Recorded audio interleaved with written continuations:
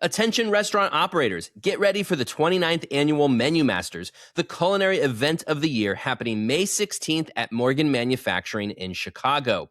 Presented by Nation's Restaurant News and sponsored by Ventura Foods, this premier gathering celebrates the industry's most iconic innovators and showcases the winners of the prestigious Menu Masters Awards. Plus, you don't want to miss the epic after party, where the vibe is cool, the music is hot, and this year's party swag is top-notch. Join fellow tastemakers and industry leaders for an unforgettable night of inspiration and connection. RSVP today at the link in our show notes. Early registration is strongly recommended as this event sells out every year. Power List is out. Chili's is the new number 2 in casual dining, and 7-Eleven's IPO has been delayed. Welcome to Restaurant Daily, your daily dose of the most important news in the industry from the editors of Restaurant Business and Nation's Restaurant News. I'm RB Executive Editor Lisa Jennings. And I'm NRN Managing Editor Leanne Zinsmeister. The Power List is out. Many of the fastest-growing U.S. restaurant chains, including Raising Cane's, Jersey Mike's, Panda Express, and Zaxby's, still feature their founders in key roles, like as CEOs or advisors. Founders act as a guiding force, preserving the original vision and values that made their brand successful. In the hospitality-driven restaurant industry, founders' influence extends to marketing, operations, menu innovation, and growth. Iconic brands like KFC and Wendy's even continue to use their founders' images long after their passing. This year's Power List highlights 34 active restaurant founders shaping the industry with their entrepreneurial spirit and lasting impact. See the list at nrn.com. There's a new number 2 in casual dining. Chili's Grill and Bar surged past Olive Garden to become the second largest casual brand in the U.S. last year, according to newly published Technomic data. Chili's system-wide sales increased by 20% in 2025 to more than $5.5 billion, as the chain continues an epic comeback. It still has a ways to go before it catches Texas Roadhouse for the number 1 spot, though. Sales at the fast-growing steakhouse chain rose more than 7% last year to nearly $5.9 billion. 7-Eleven is not going public, at least not this year.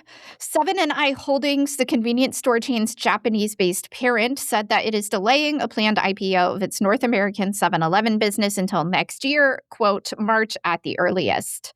The company had been targeting an offering this year, but the economy is softening, particularly among lower-income consumers. 7-Eleven, which has created some of its own restaurant chains, such as Laredo Taco Company, said that same-store sales last year declined 0.4%. The parent company of Mad Greens has a new CEO. John Montgomery has taken the helm of Salad Collective, the Golden, Colorado-based company that is parent to Mad Greens, as well as Snappy Salads and Tokyo Joe's. The collective operates 60 restaurants across Colorado, Texas, and Arizona, and it's owned by the Coors family. It has deep roots there. It's a homecoming for Montgomery, who was president of Mad Greens for 6 years, though he was most recently president and CFO of Illegal Pete's, another Colorado-based chain. The move comes as Mad Greens unveils a menu overhaul that repositions the better-for-you fast casual brand as more premium. Chef and restaurateur David Burke is taking over another New Jersey restaurant. On April 18th, he will debut a new version of The Station in Bernardsville, New Jersey. The refurbished restaurant will have new dark red walls, brass wall sconces, and more new train-themed design elements, as well as an updated menu with Burke's own take on burgers, rotisserie chicken, and skirt steak, as well as his famous clothesline bacon, beef tallow fries, and soft-serve sundaes. Burke, who is a celebrated chef and restaurateur, operates 5 other restaurants in New Jersey, as well as in New York City and its suburbs, plus a new steak and seafood restaurant, Seahawk Prime, in West Palm Beach, Florida. Eggs Up Grill extended its streak of same-store sales growth. Same-store sales increased 4% in the first quarter, marking its 21st positive quarter in a row. The breakfast and lunch chain is coming off a stellar 2025 when system-wide sales soared by 32%. It's focused on growth through franchising, with 108 locations open now and 90 under development. Fat Brands employees are getting bonuses to stick around. A bankruptcy court judge approved a plan to pay more than 100 workers $1.9 million in bonuses to stick around through the company's planned sale. The employees are non-insider workers deemed essential for the operation of the company.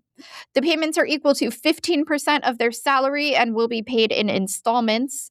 Fat Brands, which is parent to Twin Peaks, Johnny Rockets, Fatburger, and multiple other brands, filed for bankruptcy earlier this year with about $1.5 billion in debt. And that should do it for Restaurant Daily. Check us out every weekday wherever you get your podcasts. I'm Lisa Jennings. And I'm Leanne Zinsmeister. Have a tremendous day. Thank you for listening to today's episode of Restaurant Daily. Rate us on Apple Podcasts, Spotify, and subscribe. Attention restaurant operators, get ready for the 29th Annual Menu Masters, the culinary event of the year happening May 16th at Morgan Manufacturing in Chicago. Presented by Nation's Restaurant News and sponsored by Ventura Foods, this premier gathering celebrates the industry's most iconic innovators and showcases the winners of the prestigious Menu Masters Awards.